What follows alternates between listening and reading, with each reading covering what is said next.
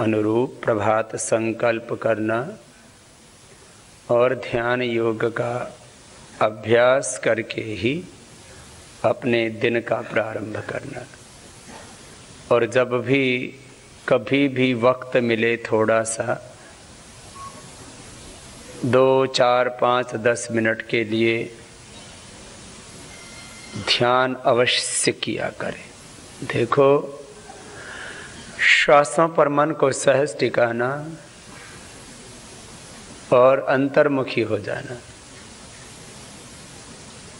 बाहर के बारे में तो हम बहुत सोचते हैं, बहुत देखते हैं और बाह्य जगत की महिमा को भी, उसकी शक्ति सामर्थ्य को भी हम अनुभव करते हैं। ध्यान के द्वारा हम अंतर्मुखी होते हैं।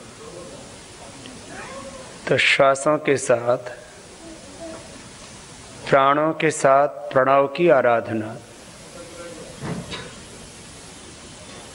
सहस्रार से लेकर के मूलाधार तक श्वास जब भीतर जा रहा है तब मन ही मन ओम ओम का चिंतन। जबकि 4 स्थितियां होती हैं। एक वाचिक जप बोल करके जप किया जाता है, जैसे अभी थोड़ी देर पहले हम बोल रहे थे।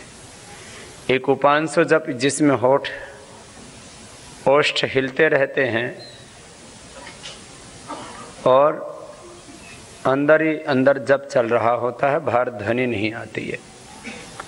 तीसरा होता है मानसिक जप, मन ही मन हम जप कर रहे हैं, ओष्ठ भी बंद हो गए हैं। और एक अजपा जप, भीतर से ही जप चल रहा है, इस ब्रह्मांड की मूल शक्ति का ध्यान। इस सारे जगत का रचयिता, संपूर्ण सुख, समृद्धि, ऐश्वर्य, पिंड का, ब्रह्मांड का, वस्तु का, व्यक्ति का मूल स्रोत वो परमात्मा। जगत में बाहर कहीं मन भी जाए तो उसमें उसी ब्रह्म की शक्ति को अनुभव करना, उसकी महिमा का चिंतन करना कि सारी रचना उस रचयिता परमात्मा की है। भगवान ही मूलतः इस सारे सृजन का स्रोत है। तो श्वासों के साथ अंतर्मुखी होना और इस भगवान की महिमा को अनुभव करते हुए उसका साथ एकाकार होना।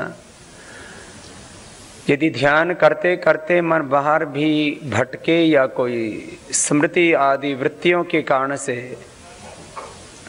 कोई बीच में व्यवधान आए तो उसमें भी भगवान को ही अनुभव करना। तो यह यथाभिमत ध्यानाद्व, जहाँ पर जैसी परिस्थिति में भी मन अलग अलग कर्मास और संस्कारों के कारण से भटकता है, कोशिश कीजिए कि आपका मन एकाग्र अवस्था में ठहर पाए।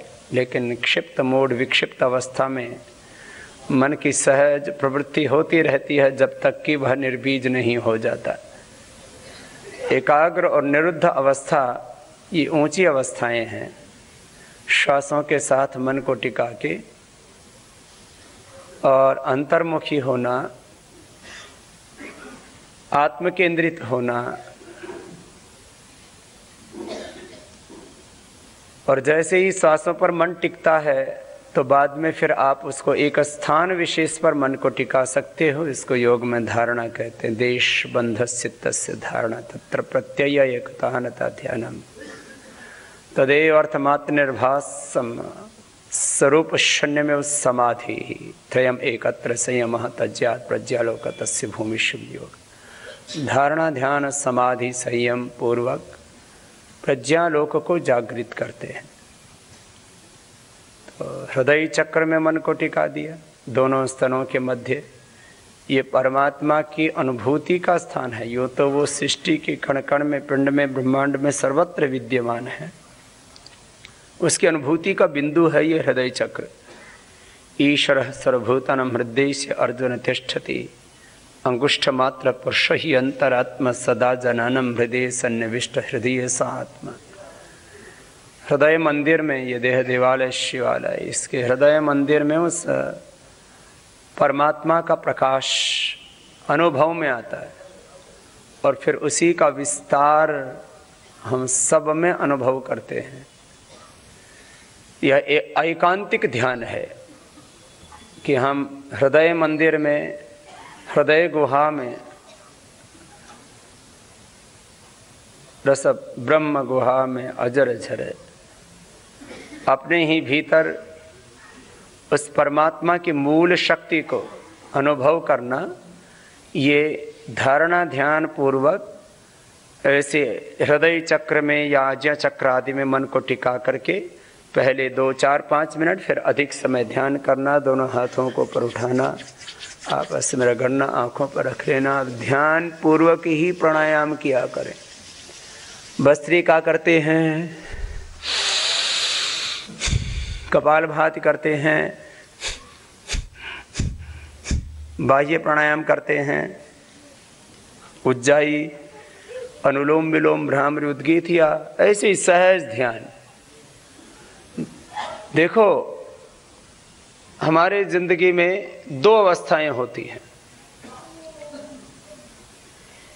एक निम्न अवस्था, एक उच्च अवस्था, एक निम्न चेतना, एक उच्च चेतना। जब हम भगवान को, गुरु को, सत्य को, धर्म को, पुरुषार्थ को केंद्र में रख करके जीते हैं तो ये जीवन की में हमें ऊंचाई की ओर लेके जाने वाला रास्ता है। जब हम निम्न चेतना में होते हैं तब फिर हमारे जीवन में भगवान, गुरु, सत्य, ज्ञान, धर्म, न्याय, पुरुषार्थ केंद्र में नहीं होता। अज्ञान, अधर्म, अन्याय, अकर्मण्यता, निराशा, कुंठा, ये सब केंद्र में आ जाता है और फिर उससे ना तो हम बड़ा सोच पाएंगे ना बड़ा कर पाएंगे। आप आज ये संकल्प लेकर के जाएं कि मैं अपने मन में और जीवन में एक क्षण के लिए भी अशुभ नहीं आने दूंगा। आनो भद्राः कृतवो यन्तो विश्वतः परोपेहि मनस्पाप किम असस्तानि संससि अहम इंद्रौन पराजिज्ञे कृतम में दक्षिणे हस्ते जयो में सव्य आहिता अग्नि अस्मि जन्मना जात वेदा। देखो, ये है ध्यान का मतलब कि आप जब ध्यान करते हैं तो उच्च चेतना से जुड़ जाते हैं, योगस्थ हो जाते हैं। एक केंद्र है, एक परिधि है। केंद्र है भगवान और ब्रह्म और परिधि है ब्रह्मांड। 2 ही तो शब्द है इस पूरी दुनिया को कहने के लिए, एक ब्रह्म और दूसरा ब्रह्मांड। इस सारे ब्रह्मांड की मूल शक्ति वो परमात्मा है। उसी ने ये सूरज, ये चांद, ये धरती, ये सारा ब्रह्मांड, इसमें जितना भी ऐश्वर्य जो भी कुछ है वो सब उसी ने बनाया। तो एक ब्रह्म ज्ञानी, एक आत्मज्ञानी, एक आप्त पुरुष, एक तत्व ज्ञानी, एक तत्ववेता, आत्मवेता जब इस ब्रह्मांड को देखता है तो उसको क्या दिखता है? सारे ब्रह्मांड में सर्वम खलु इदम ब्रह्म। सिया राममय सब जग जानी वासुदेवाः सर्वम। एक ब्रह्म ज्ञानी, एक आत्मज्ञानी, एक आत्मवेता, एक तत्ववेता, एक ज्ञानी पुरुष इस सारे ब्रह्मांड में एक ही ब्रह्म तत्व को अनुभव करता है। इसी को मैं बार बार कहता हूं, 24 घंटे ब्रह्म भाव में जियो। जो ब्रह्म भाव में नहीं जीते वो भ्रम भाव में जीते हैं और फिर भ्रम तो फिर दुख देगा ही देगा। तो हर रोज उठ करके वैदिक शिक्षा का पाठ कर लेना, तो इससे आपके जीवन में भ्रम नहीं आएगा। क्या आएगा? ब्रह्म भाव आएगा। फिर पति में, पत्नी में, माता में, पिता में, गुरु में, शिष्य में, पुत्र में, मित्र में, सर्वत्र उसी ब्रह्म का दर्शन। सब संबंधों में ब्रह्म संबंध की अनुभूति, सब सुखों में ब्रह्म सुख की अनुभूति, सब के मूल में वो परमात्मा। ऐसा भान आपको सदा रहेगा।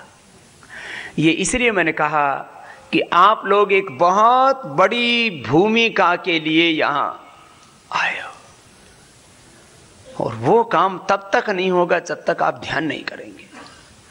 जो ध्यान नहीं करेंगे तब फिर आपके भीतर विकार रहेंगे, फिर आपस में झगड़ा होगा, आपस में राग द्वेष होगा, वाणी व्यवहार के स्तर पर भूलें होंगी, और फिर बड़ा काम बाधित हो जाएगा। इसलिए बड़ा काम करने वाले लोगों को हमेशा उच्च चेतना में रहना चाहिए, हमेशा उनको सात्विक अवस्था में रहना चाहिए। जैसे ही आप राजसिक और तामसिक अवस्था में आएंगे तब फिर स्वार्थों के कारण से, अज्ञान के कारण से, आग्रह अहंकार के कारण से, राग द्वेष के कारण से फिर आप बड़ा काम करने से वंचित रह जाएंगे। आज आपको इसलिए आमंत्रित किया है कि भगवान ने आपको एक बहुत बड़े कार्य के लिए चुना है, और इस कार्य को आपको परिणाम तक लेकर के जाना है।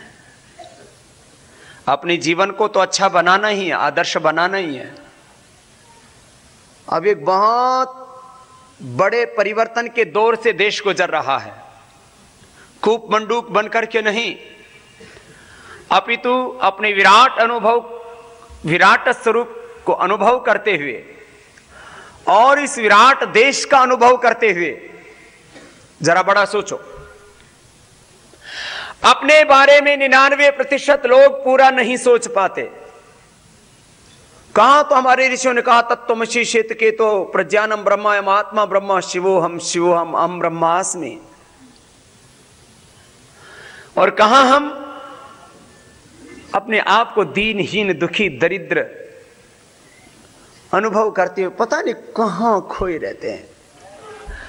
सत्य तो यही है कि जो भगवान राम में, भगवान कृष्ण में, भगवान शिव में, गौतम का, जैमिनी, पाणिनि, पतंजलि महर्षि, दयानंद, स्वामी विवेकानंद, कबीर साहब, तमाम जितने हमारे महापुरुष हुए, उनमें जितना सामर्थ्य था वही सामर्थ्य हम सब में है, लेकिन उस सामर्थ्य को हम ना तो अनुभव कर पाए ना जागृत कर पाए। दो बातें, एक है होना, एक होता उसका इस्तेमाल करना, उस अपने सामर्थ्य को पूरी तरह से उपयोग में लाना। आज ही के दिन प्रॉफेट मोहम्मद साहब का जन्म हुआ, इसलिए मुस्लिम भाई आज के दिन को बहुत पवित्र मानते हैं। प्रॉफेट मोहम्मद साहब एक बहुत साधारण से घर में पैदा हुए। पूरा इतिहास मैं यह नहीं कहना चाहूंगा, लेकिन माने जैसे आम लोग होते हैं, मेहनत मजदूरी करना, ऐसे ही पैदा हुए थे साधारण घर में। ईसा मसीह का जन्म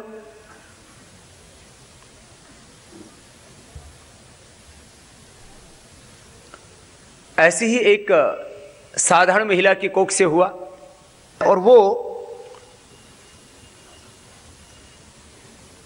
उपदेश देता है, अपने कुछ समर्थक और शिष्य तैयार करता है, और आज ईसा मसीह के नाम पर, प्रॉफेट मोहम्मद साहब के नाम पर कुर्बान होने वाले, उनके लिए जीने वाले, सोचने वाले हजारों में नहीं, लाखों में नहीं, कई सौ करोड़ों में लोग हैं।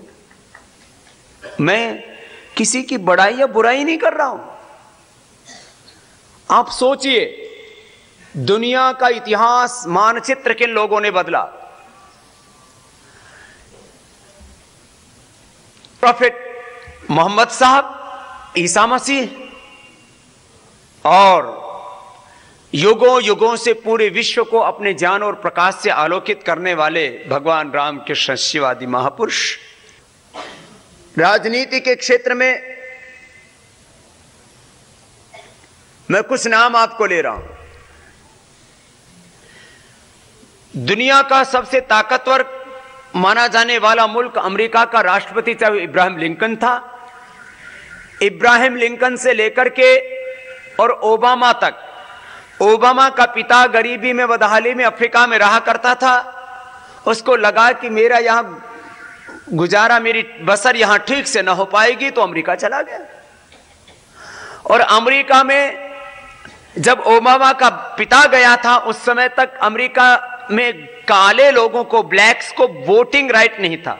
डॉक्टर मार्टिन लूथर किंग उसने 1966 में काले लोगों को वोटिंग राइट दिया था। वो एक छोटा, और डॉक्टर मार्टिन लूथर किंग कौन था? वो एक छोटी सी चर्च में जिसमें 50 लोग बैठ सकते हैं, अटलांटा में। खुद मैं उस चर्च में गया। डॉक्टर मार्टिन लूथर किंग जिस शर्त से जिसने अपना सार्वजनिक जीवन शुरू किया, डॉक्टर मार्टिन लूथर किंग एक छोटी सी चर्च में जहां 50 लोग बैठ करके प्रेयर किया करते थे, प्रार्थना किया करते थे, वहां लोगों को पूजा पाठ कराया करते थे। लेकिन उसको लगा कि मैं यहां तो कुछ लोगों को जरूर बाइबल पढ़ा रहा हूं, लेकिन जिस मुल्क में मैं रह रहा हूं उसमें तो राजनीतिक, सामाजिक, आर्थिक न्याय उन लोगों को प्राप्त नहीं। मनुष्यों के साथ में पशुओं जैसा व्यवहार किया जाता है। वहां पर उस समय ब्लैक्स को ले जाकर के, जैसे हमारे यहाँ पर पशुओं की नीलामी होती है, वैसे उनकी नीलामी हुआ करती थी। पूरे के पूरे जहाज में 1500 लोग आते थे और उनको एक आदमी खरीद लिया करता था और जिंदगी भर उनसे काम करवाया करता था। जिस देश में बंधुआ मजदूरों की तरह, पशुओं की तरह व्यवहार किया जाता था, बर्ताव किया जाता था ब्लैक लोगों से, उनको 1966 में डॉक्टर मार्टिन लूथर किंग ने वोटिंग राइट ही नहीं दिलाया। आज वहां का राष्ट्रपति भी वो ब्लैक व्यक्ति ही है, ओबामा, जो एक गरीब के घर में पैदा हुआ, जिनको 1966 तक वोटिंग राइट तक नहीं था, वो आज अमेरिका के शिखर पर बैठा है। नेपोलियन हो या हिटलर हो, हिटलर तुतला तुतला करके बोला करता था, बहुत ताकतवर आदमी नहीं था, साधारण सा दिखने में था, बहुत ऐसे भी शंकालु था, लेकिन साहसी सा, जिद्दी था। नेपोलियन बोनापार्ट भी बहुत बहुत साधारण सा। भाई बहनों, मैं कह रहा था कि दुनिया का इतिहास जिन लोगों ने बदला, वो कोई ऐसा नहीं कि कोई फरिश्ते धरती पर आए थे। वो हमारे आपकी तरह साधारण देखने में लोग थे, साधारण कदकाठी के लोग, साधारण घरों में पैदा हुए लोग। मार्क्स ने जिसके नाम पर पूरा मार्क्सवाद चल पड़ा, पूंजी नाम की पुस्तक ब्रिटेन की लाइब्रेरी में बैठ करके लिखी, एक छोटा सा अदना सा आदमी था। हिंदुस्तान में हजारों सालों से राजा रानियों का राज चल रहा था। राजा रानियों के राज को खत्म करके, ठीक है उस समय आपस में लड़ाइयां जारी रहती थी, मैं उससे आपने आंतरिक लड़ाइयों की बात नहीं कर रहा राजा रानियों की, लेकिन उसमें एक आदमी बाहर से आया, बाबर, उसका हुआ हुमायूं, हुमायूं का हुआ अकबर। बाबर एक अपने जिसको देश निकाला दे दिया था, उसका हुमायूं पैदा हुआ, हुमायूं का अकबर पैदा हुआ। कहते हैं कि अकबर का जन्म घुड़साल में हुआ था। माने हुमायूं जो है एक साधारण सा आदमी था, लेकिन अकबर ने ऐसा दिमाग लगाया कि जिनकी सल्तनत हजारों हजारों सालों से थी, उन राजा और रानियों को अपने पक्ष में किया, युद्ध, फिर धीरे धीरे अपना सामर्थ्य बढ़ाया और जो है आधे से ज्यादा हिंदुस्तान के ऊपर अपना साम्राज्य कायम कर लिया।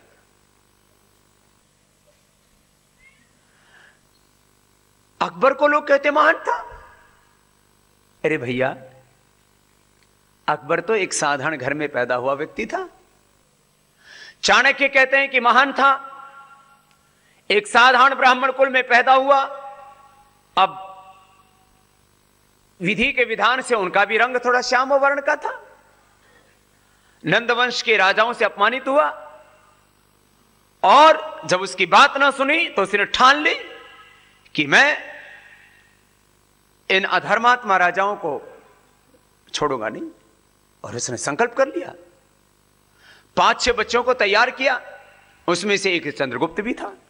और हिंदुस्तान के पिछले महाभारत के बाद में, माने जिसको चक्रवर्ती साम्राज्य कहते हैं, अफगानिस्तान से भी आगे, पाकिस्तान, अफगानिस्तान से आगे इधर वर्मा देश, और इधर त्रिविष्टुप तिब्बत से लेकर के मानसरोवर से लेकर के, और उधर श्रीलंका, जावा, सुमित्रा, इंडोनेशिया तक, इतना बड़ा ये साम्राज्य यदि किसी ने खड़ा किया तो वह चाणक्य ने खड़ा किया, चंद्रगुप्त तो आगे रख करके। पहले राजसूय यज्ञ हुआ करते थे, वो अलग बात थी। क्या था वो? चाणक्य एक साधारण सा व्यक्ति ही था। लेकिन मैं तो आज आपसे, यदि आपको बहुत बात याद ना रहे ना, तो एक बात याद रख के जाना, जिद, हट। कुछ भी बोलो, साधारण भाषा में समझा रहा हूं, कोई यहां पर शब्दों का खेल नहीं है। जीवन की समझ जिस शब्द से आपको आ जाए, एक हट, एक जिद, एक संकल्प, एक दृढ़ निश्चय कि मैं एक व्यक्ति नहीं हूं, मैं इस धरती पर भगवान राम और कृष्ण का, शिव का, ऋषिमुनियों का प्रतिनिधि हूं। मैं एक व्यक्ति नहीं हूं, मैं संपूर्ण राष्ट्र के अभिव्यक्ति हूं। मैं स्वयं चंद्रगुप्त हूं, मैं ही चाणक्य हूं, मैं ही राम हूं, मैं ही कृष्ण हूं, मैं ही बुद्ध हूं, मैं ही महावीर हूं, मैं ही दयानंद, मैं ही विवेकानंद, मैं ही कबीर। और जो उन महापुरुषों ने किया वही मैं करूंगा। ये जिद, ये हठ, ये संकल्प, ये भावना, ये आपका दृढ़ निश्चय, और इससे एक क्षण भी आप विचलित ना हो, तो मुझे आपको और कोई कहने की आवश्यकता नहीं। इसी जिद ने, इसी हठ ने, इसी संकल्प में, इसी निश्चय ने मुझे यहां बैठाया हुआ है।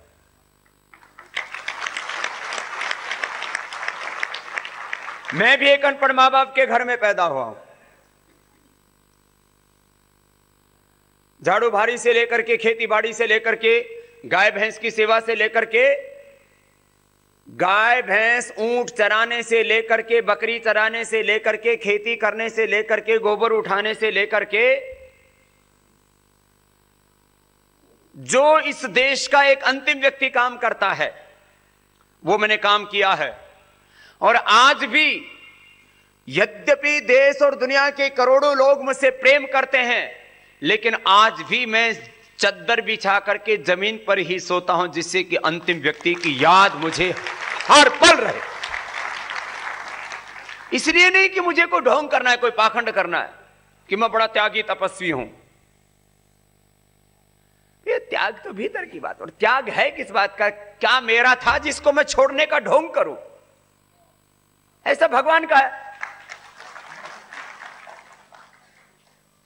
ये धरती, ये सूरज, ये चांद, ये सोना, ये चांदी, ये हीरे, ये मोती, मैं कहूं कि ये इतने आदमी मेरे साथ हैं, तो आदमी तो परमात्मा, इंसान उस भगवान ने बनाया है।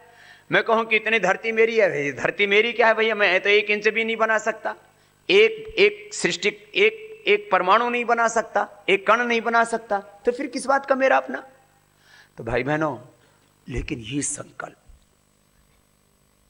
लोग कहते हैं बाबा जी इस पार्टी का क्या होगा, उस पार्टी का क्या होगा। मैंने कहा भैया सोचो, देखो जरा, हम जिस गांव में पैदा हुए, उस गांव के लोग, ये जो सत्ता के शिखर पर बड़े बड़े राक्षस बैठे हुए, ताड़का, पूतना, कंस और रावण बैठे हुए हैं, इनके बारे में कि इनको हम चुनौती देंगे, ये तो सोच ही नहीं सकते थे। आज हमने उनको चुनौती ही नहीं दी है। इस बार एक भी राक्षस सत्ता के शिखर पर शेष नहीं रह पाएगा।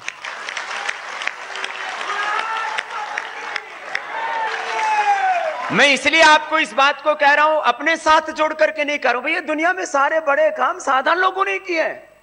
तुम सोचते हो कि हम क्या कर लेंगे बाबा जी, हम तो गरीब घर में पैदा हुए, हम तो बाबा जी यदुकुल में पैदा हुए, हम तो सूर्यवंशी, हम तो चंद्रवंशी हैं, हम तो कुशवाहा हैं, हम तो ये निषाद हैं, हम तो ये छोटी जाति के हैं, पिछड़ी जाति के हैं, अति पिछड़ी जाति के हैं।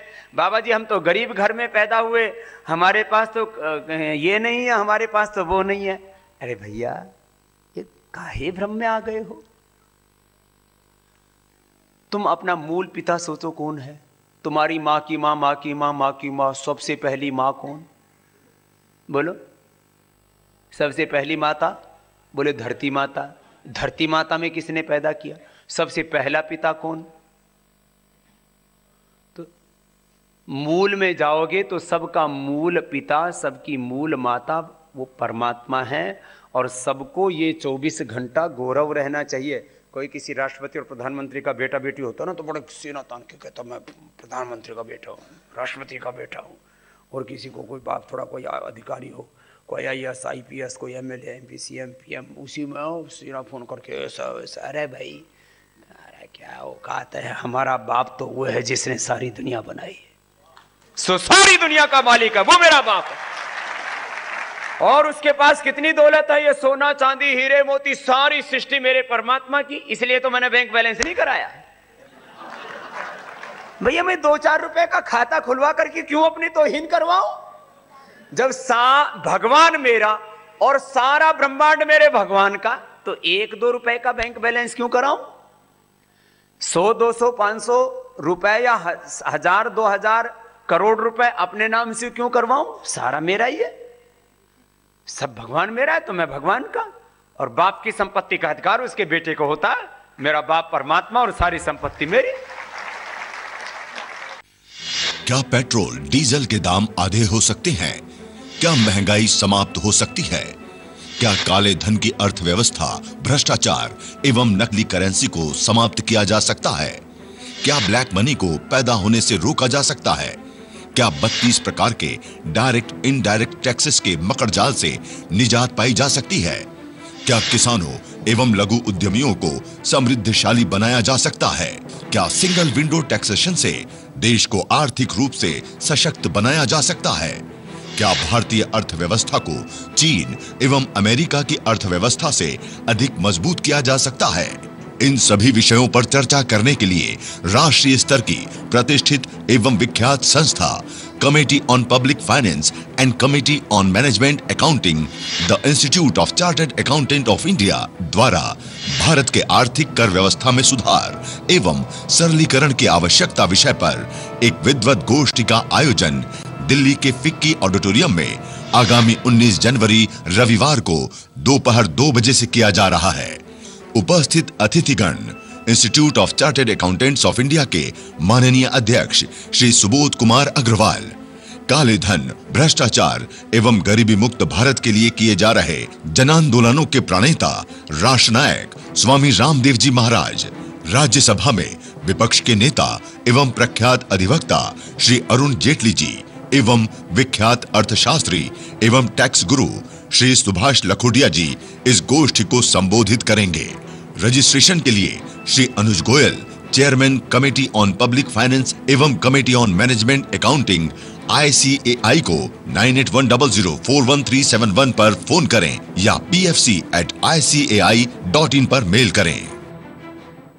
स्वस्थ एवं समृद्ध भारत अभियान के तहत पतंजलि द्वारा पूरे देश में पहली बार पूर्ण शुद्धता व प्रामाणिकता के साथ गाय का देशी घी उपलब्ध कराया जा रहा है। लगभग 1 साल से पतंजलि घी की जो शॉर्टेज चल रही थी, उसको पूरा करने के लिए संस्थान ने पूरे देश में, खासकर दक्षिण भारत में गाय के दूध व घी को संग्रहित करने के लिए प्रामाणिक तौर पर जो नेटवर्क कार्य कर रहे हैं, उनके साथ कार्य करके घी की आपूर्ति की कमी को पूरा किया है। अब आपको पतंजलि चिकित्सालयों, आरोग्य केंद्रों व स्वदेशी केंद्रों के साथ साथ खुले बाजार में भी पतंजलि गाय का देशी घी उपलब्ध हो सकेगा। संस्थान गो आधारित डेयरी उद्योग को बढ़ावा देकर किसानों के जीवन में समृद्धि एवं 125 करोड़ लोगों को उत्तम स्वास्थ्य देने के अभियान को पूर्ण करने के लिए कृत संकल्पित है। स्वर्गीय पंडित मदन गोपाल जी व्यास जन्म शताब्दी उत्सव के पावन अवसर पर पूज्य संत स्वामी गोविंद गिरी जी महाराज द्वारा 27 जनवरी से 4 फरवरी तक 9 दिवसीय महाभारत कथा का आयोजन बेलापुर शहर, जिला अहमदनगर में किया जा रहा है। 4 फरवरी प्रातः 9 से 12 बजे कथा की पूर्णाहुति पर परम पूज्य स्वामी सत्यमित्रानंद जी महाराज एवं योग ऋषि स्वामी रामदेव जी महाराज उपस्थित जनों को आशीर्वचन से अनुग्रहित करेंगे। आप सभी इस ऐतिहासिक कार्यक्रम में सादर आमंत्रित हैं। Patanjali Research Foundation and University of Patanjali are organizing a 2-day workshop on recent advances in yoga and stress from February 1 to 2014 at Patanjali Yog Peeth Haridwar. Topics: stress, recent findings on the causes and coping strategies, effects on the body and mind, assessment of stress, yoga as a remedy. For more information, please contact email prfstc2014@gmail.com or call 09897963254. Kashmir से कन्याकुमारी, हर घर में है पहचान हमारी। वाह, खाने का मजा आ गया। तो MDH मसालों का कमाल है सर। ये तो मेरी 80 साल की मेहनत का नतीजा है। MDH से बना खाना हम बचपन से खाते आ रहे हैं। असली मसाले से MDH। प्राकृतिक सौंदर्य व स्वास्थ्य के लिए पतंजलि के 5 सूत्र। हर रोज उठकर प्राणायाम करें। दांतों की संपूर्ण सुरक्षा के लिए दंत कांति। त्वचा के प्राकृतिक सौंदर्य व सुरक्षा के लिए पतंजलि हर्बल बॉडी क्लेंजर। प्राकृतिक हेयर केयर के लिए 13 जड़ी बूटियों वाला केश कांति। केसर व 51 जड़ी बूटियों से निर्मित स्वास्थ्य व शक्ति से भरपूर पतंजलि च्यवनप्राश। तो आज ही पतंजलि के इन 5 सूत्रों को अपनाएं और जीवन में खुशियाँ, स्वास्थ्य एवं समृद्धि लाएं।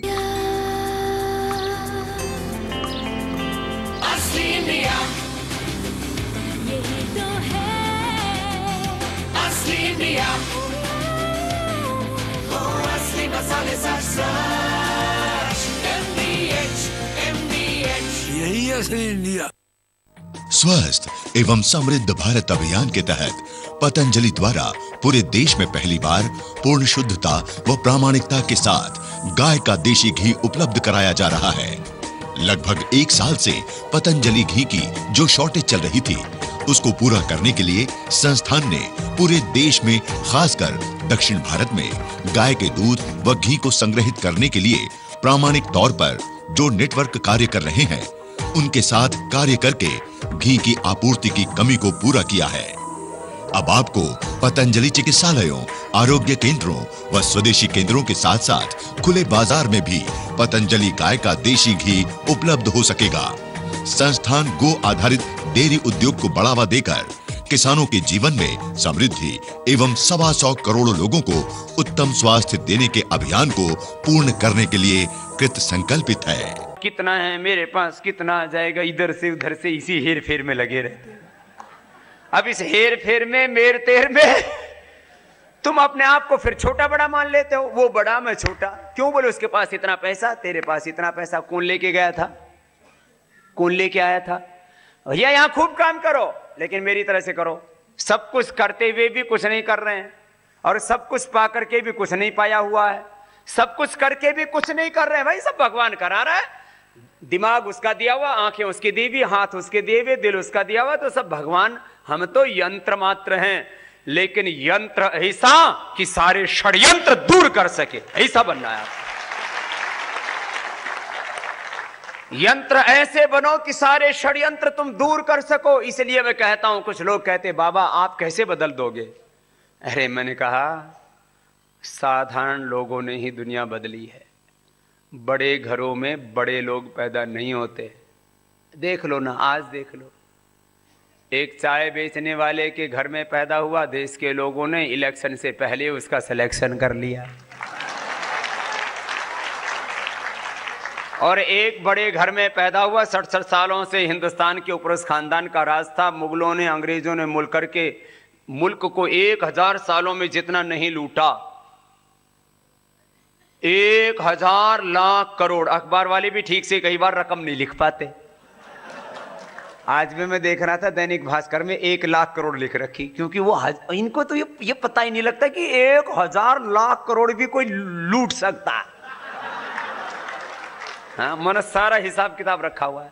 1000 सालों में मुगलों और अंग्रेजों ने मुल्क को जितना नहीं लूटा, उससे ज्यादा इस लुटेरे खानदान ने लूट लिया। बड़े घर में पैदा होने से कोई प्रधानमंत्री बनता तो अभी तक तो इन्हीं का नंबर नहीं आता, इंद्र कुमार गुजराल का भी बन जाता, वो दक्षिण वाले देवगौड़ा का भी बन जाता, फिर तो चंद्रशेखर जी का भी बन जाता। ऐसे ही प्रधानमंत्री कोख से पैदा होते। इसलिए प्रधानमंत्री कभी भी किसी की कोख से, पेट से पैदा नहीं होते। प्रधानमंत्री तो देश का अब लोगों के पेट से नहीं, लोगों के दिल, दिमाग, विचार, संकल्प से पैदा हो गया, वोट से पैदा हो गया। ये मैं आपको थोड़ा नजरिया बता रहा हूं जिंदगी को देखने का। सोचते रहते बाबा कैसे बदलेगा? अरे क्यों नहीं बदलेगा बावड़े, ऐसे सोचता रहता है।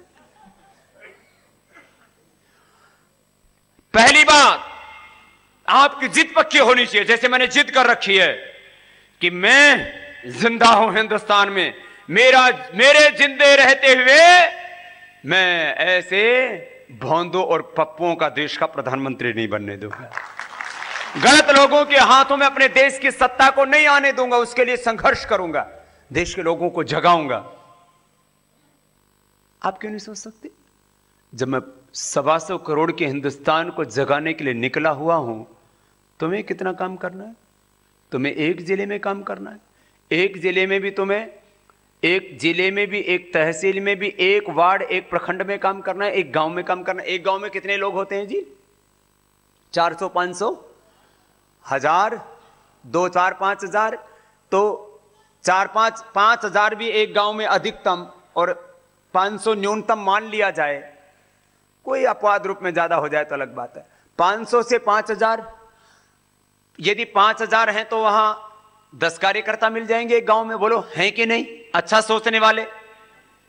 और यदि छोटा भी गांव है तो एक आदमी तो है। क्या एक आदमी 500 घरों में जा जा करके लोगों को ठीक बात नहीं बता सकता? बोलो, यही काम करना है। घर घर जा करके, डोर टू डोर जा करके कैंपेन ये करना है, भैया अब तक जो भी तुम वोट देते रहो कोई बात नहीं, इस बार हम आपको 1200 रुपए में नहीं 300 रुपए में गैस सिलेंडर दिलाएंगे। अब जिसको कह रहे हैं उसी को वोट दीजिए। हम आपको 80 रुपए में पेट्रोल नहीं 40 रुपए में दिलवाएंगे। हम आपको 60 रुपए में डीजल नहीं 35 रुपए में दिलवाएंगे। हम जितना भी आप चीजों को खरीद रहे हो, साबुन, शैम्पू, टूथपेस्ट, हम 25% सस्ता उपलब्ध कराएंगे। और हम इस देश की अर्थव्यवस्था को, कर व्यवस्था को, देश की इकोनॉमी को और देश के टैक्सेस सिस्टम को बदलवाएंगे। और पूरा देश का ये सारा का सारा ढांचा, ताना बाना बदलेगा। और इससे करीब 20 करोड़ लोगों को रोजगार दिलवाएंगे। कितना? देखो, बिना तर्क के अपनी बात कहोगे, बिना प्रमाण के अपनी बात कहोगे तो लोग तुम पर भरोसा नहीं करेंगे। हाँ, प्रमाण के साथ बात कहना जरूरी है। कितनी जीडीपी है चीन की? 505 लाख करोड़ की। भारत की कितनी है? हम भारत की जीडीपी चीन, पहले तो 5 सालों में चीन के बराबर, और फिर 2020 के बाद चीन से भी ज्यादा बड़ी अर्थव्यवस्था, करीब 1000 लाख करोड़ रुपए की जीडीपी भारत की बनवाएंगे। इसलिए भैया हमको जो कह रहे हैं उसको वोट दे दो। कितना? अभी कितनी है? 114। आज जो है आज जो है चीन का एक्सपोर्ट, अब अमेरिका की छोड़ो, अमेरिका तो जो है दुनिया का सबसे कर्जदार देश है, उसके बारे में तो मुझे चिंता ही नहीं है। हमारे पड़ोस में जो हमसे कई गुना तेजी से बढ़ रहा है, और कोई बहुत ज्यादा दिनों की बात नहीं है। 1978 में लिख लो, 1978 में चीन की जीडीपी 13 लाख करोड़, भारत की जीडीपी भी 13 लाख करोड़ थी। लिख लो, बताना लोगों को पता ही नहीं इन बातों का। और हमसे पहले वहां पर भी ऐसे ही पराधीनता और कुछ राजा ऐसे ही जो है ऐसे ही कुछ लोगों का राज था, तानाशाही थी वहां डिफरेंट प्रकार की। अब छोड़ो, भारत और जापान, चीन, इन्हीं की तुलना करके देखो तो कहां खड़े हैं हम, जरा सोचो।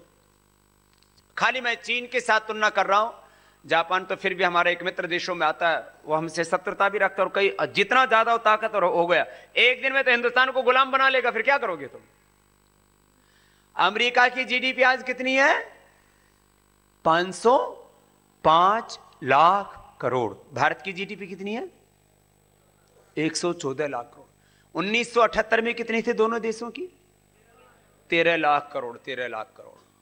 और उस समय चीन का निर्यात कितना था? चीन का निर्यात था करीब 60,000 करोड़ का, और भारत का 53,000 करोड़ रुपए का। बताओ, इतना सा से बहुत थोड़ा था। आज कितना हो गया? आज अमेरिका का निर्यात है 153 लाख करोड़ का, और भारत का 19 लाख करोड़ का। अब सब लोगों को यह बताना है, बोलिए होगा कैसे?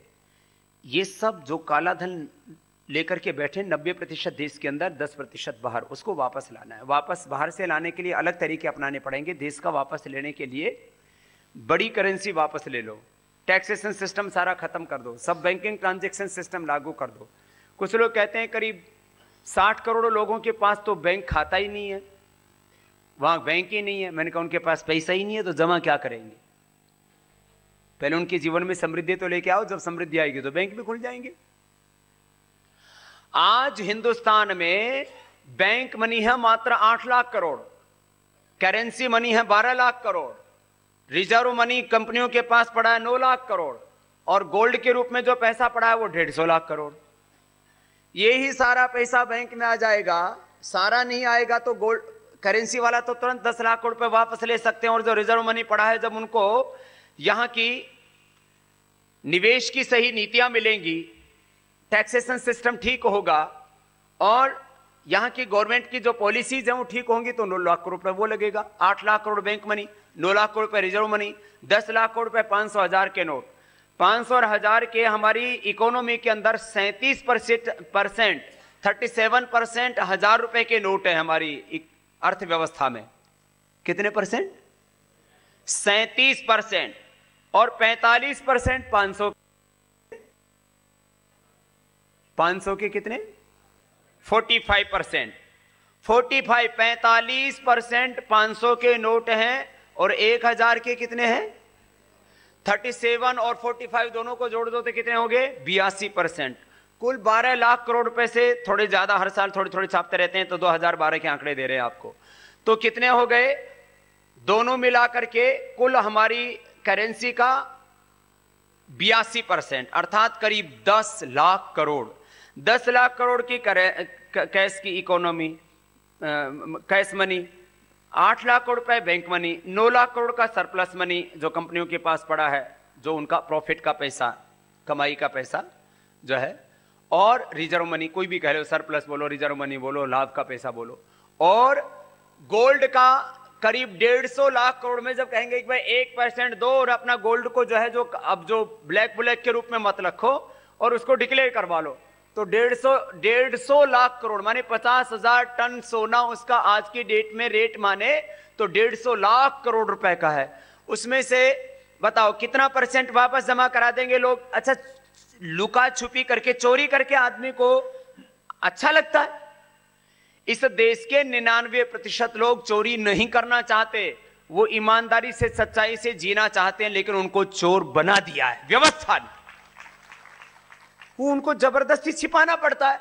तो जब गवर्नमेंट मौका देगी कि भैया क्यों छुपाते हो, छुपाने में भी तो आदमी को बड़ी दिक्कत होती है, लोकर में छिपाता है, वहां से चोरी हो, डिक्लेयर ना करे, लोकर कोई तोड़ ले जाए तो क्लेम नहीं कर सकता, घर में छिपाता है, कोई चोर जो है लूट ले जाए तो कहीं क्लेम नहीं कर सकता, रिपोर्ट भी नहीं दर्ज करा सकता।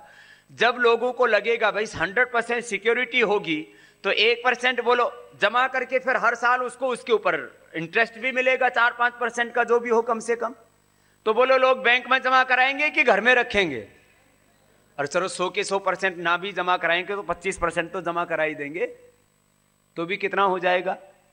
कम से कम 30 लाख करोड़। तो कुल कितना हो जाएगा?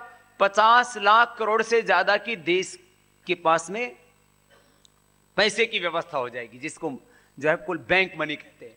और उसका ट्रांजैक्शन जब होगा तो देश को औसत कहीं 1/4%, कहीं आधा, कहीं 1-2%, अलग अलग जगह बैंक ट्रांजैक्शन टैक्स भी लगाया, जो आज 32 प्रकार का टैक्स लग रहा है, जिसमें औसत हमारी कमाई का, आम आदमी की कमाई का 30%, चीजें महंगी मिलती हैं उसको। गैस, डीजल, पेट्रोल आपको भी तो डबल रेट में मिलता है। जब आपको 80 के बजाय 40 का पेट्रोल मिला तो कितना बचा आपके पास? 40। अभी कितना लग रहा है? 80। तो आपकी बचत होगी ना। आम आदमी को 30%, बड़े लोगों को 60% अपनी कमाई का किस में देना पड़ रहा है? टैक्स में। यह है व्यवस्था पूरी। तो ये सब व्यवस्था लागू होगी तो हिंदुस्तान पूरी दुनिया का सरताज बनेगा। यही हम कहते हैं कि भारत को फिर से परम वैभवशाली बनाना है, विश्व की आर्थिक आध्यात्मिक महाशक्ति बनाना है। ये बात लोगों को समझाने में कितनी देर लगेगी? 5 मिनट। जब मैं पूरे देश को समझा रहा हूं तो समझ में आ रही है कि नहीं? बोलो, अरे बोलो तो। आपको समझ में आ गई ना? ये बात आप गांव के आदमी को नहीं समझा सकते, समझा दो बस। और जब इतनी बात समझाओगे तो बोलो वो वोट जिसको हम कहेंगे उसको करेगा कि नहीं? बस बोले हाँ भाई ये तो बढ़िया बात है।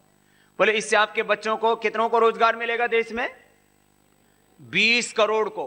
फिर देश में हेल्थ एजुकेशन का सिस्टम वर्ल्ड लेवल का होगा। किसानों को कोई पानी की समस्या, बिजली की समस्या नहीं होगी। उनको उनकी उपज का, उनकी फसल का पूरा मूल्य मिलेगा। कोई आदमी हिंदुस्तान में गरीब, कोई आदमी बेरोजगार, कहीं पर महंगाई, कहीं पर। अब ये सारा पैसा बैंक में आ गया, बैंक से इधर से उधर कहीं पर भी जाएगा तो पहले किस में नोट होता है? वो इधर से उधर जाने के लिए कहीं से भी इधर से उधर लेना देना होता है, ट्रांजैक्शन उसको बोलते हैं। किसी को भी लेंगे और देंगे तो किस में आ जाएगा सारा डेटा? कंप्यूटर में। अब जब कंप्यूटर में डेटा आ गया, वो एक जगह तो रहेगा नहीं, वो सारा डेटा इंटरनेट कनेक्ट होकर के सेंट्रलाइज हो जाएगा। सारा हर एक ट्रांजैक्शन कहां पहुंच जाएगा? सारा रिजर्व बैंक ऑफ इंडिया में भी। उसके सारे के सारे डेटा सुरक्षित रहेंगे हजारों सालों तक भी। सारा इन जैसे वो कहते ना कि वो भगवान के यहां कौन हिसाब किताब रखता है? सारा चंद्रगुप्त का हिसाब किताब पक्का रहेगा।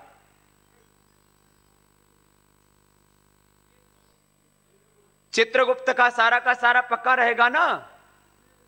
अब वो चित्रगुप्त के हिसाब की तरह सारा का सारा लेखा जोखा रहेगा। इसको बोलते हैं सारा का सारा ऑटोमाइजेशन हो जाएगा, वो इलेक्ट्रॉनिक सिस्टम हो जाएगा पूरा का पूरा। तो कहीं पर भी इसको उसको किसी को भी दिया तो गलत आदमी को पैसा देने वाला तुरंत पकड़ा जाएगा। किसी ने आतंकवादी को दे दिया, किसी ने नक्सलवादी को दे दिया। बिना अच्छा कैश में कोई खरीद नहीं सकता, चेक से खरीदी होगी, लेन देन होगा। अच्छा लेन देन से हजारों लाखों करोड़ों का करो, खराब लेन देन बोलो ये काम बढ़िया हो गया कि नहीं? बोलो भाई ये काम तो बड़ा जबरदस्त है। तो यही काम इस बार ऐसा हो जाना है, हिंदुस्तान से पाप हमेशा के लिए साफ हो जाएगा। सही रास्ते पर चलेंगे सब। और टैक्स कितना? 1%। जो बड़ा बिजनेस कर किसी पर 0.5%, किसी पर 2%, बस स्लैब बन जाए। गरीब मजदूर को कोई टैक्स नहीं। इसके ऊपर सारा सिस्टम एकदम सिंप्लीफाइड हो गया। सिंप्लीफिकेशन, ऑटोमाइजेशन ऑफ टैक्सेशन, इसको और अंग्रेजी शब्दों में बोलते हैं कि ये प्रोग्रेसिव टैक्स सिस्टम हो जाएगा, ये इक्विटेबल हो जाएगा, ये जस्टिसफुल हो जाएगा, ये ऑटोमेटिक टैक्सेशन सिस्टम हो जाएगा, वो पूरी व्यवस्था ठीक हो। अब ये बात आप लोगों को करने के लिए पहले अब जनवरी और फरवरी महीने में संगठन मजबूत बनाना है जिले और तहसील स्तर पर।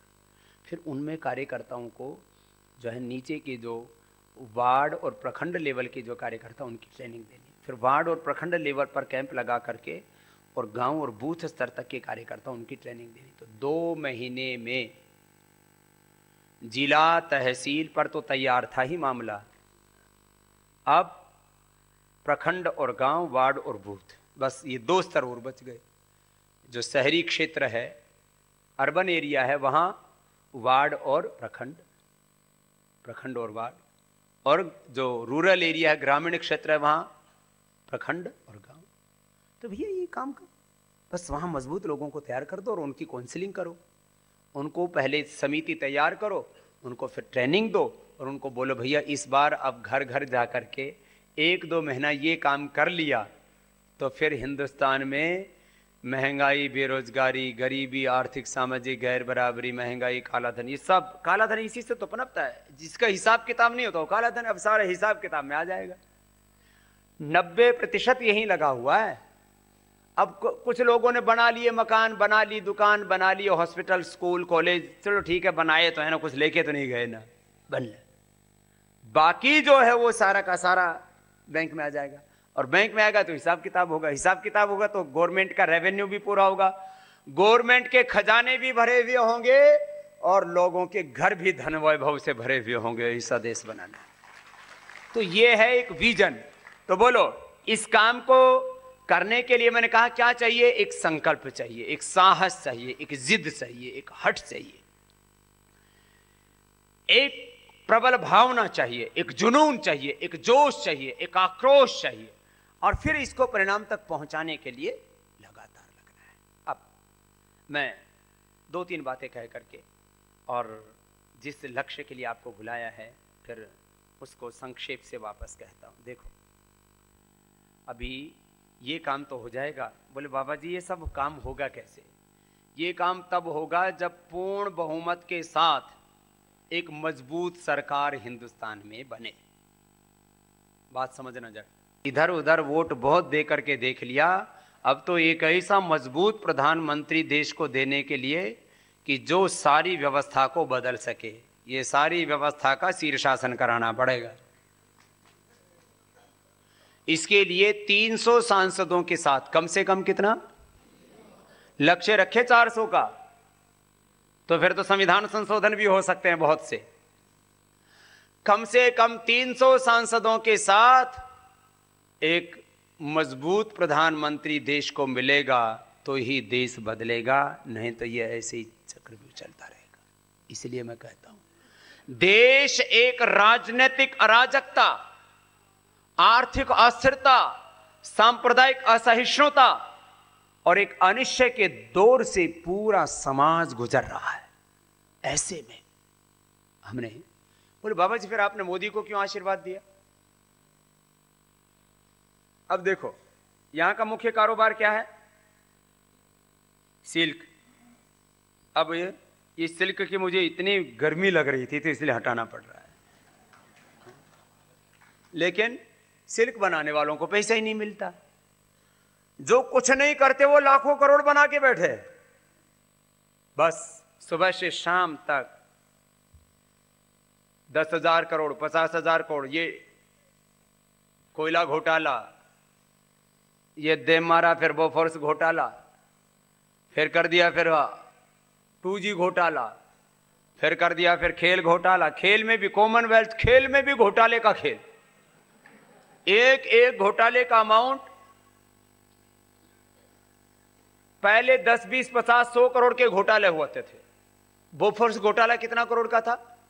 64 करोड़ का। कितना का? 64 करोड़ से घोटालों की यात्रा शुरू हुई और आज अभी कोयला घोटाला कितने का हुआ? आप लोगों को पूरा पता नहीं। आप लोगों को घोटाला कितना का बताया जाता है कि बोले इसमें ये जो है इतना का रॉयल्टी का घाटा हो गया। अरे घाटा रॉयल्टी का नहीं, घोटाला बताओ। कोयला कितने का बेचा? कोयला हमारे पास में आने वाले करीब 200-300 सालों का रिजर्व है। वो कितना है आपको पता है?